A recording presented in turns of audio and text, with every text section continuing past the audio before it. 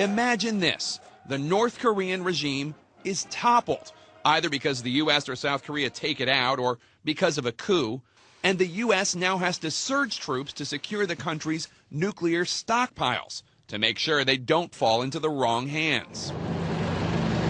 It's a frightening scenario played out recently at the U.S. Army War College, one that did not end all that well.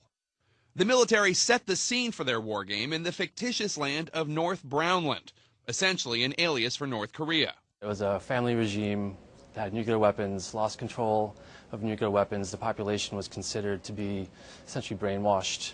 Paul McCleary, a writer for Defense News, was present as the military officials debated the plans. U.S. troops, he says, had immediate problems surging into the North Korea-like country. V-22 Ospreys zoom U.S. soldiers deep beyond the border, but with reinforcements so far behind, they're quickly surrounded by the enemy and need to be pulled out. American troops eventually make it over the border, but with nuclear sites located in populated areas, their mission grows more difficult. U.S. forces make humanitarian aid drops to draw people out of the cities. And they made the game as difficult as possible to really test their capabilities. They haven't really spent a lot of time or money modernizing their nuclear and chemical troops. So that's a big concern. It takes the U.S. a staggering 56 days and a huge force of 90,000 troops to secure the country's nuclear weapons, seen by many as way too long and way too many troops. We're not very well prepared to deal with a collapsed North Korea. North Korea expert Bruce Bennett says his numbers for containing the regime's nuclear arsenal run much higher, 200,000 troops.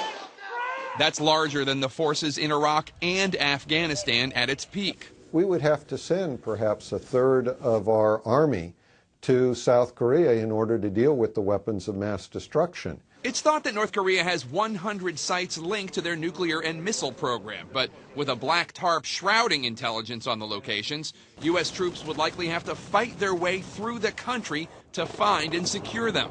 North Korea has about 1.2 million people in the military. That's a very large military for us to deal with, but they also have, according to the South Korean Defense Ministry, about 200,000 special forces. And those special forces would be prepared to fight you like Taliban or the Iraqi insurgents.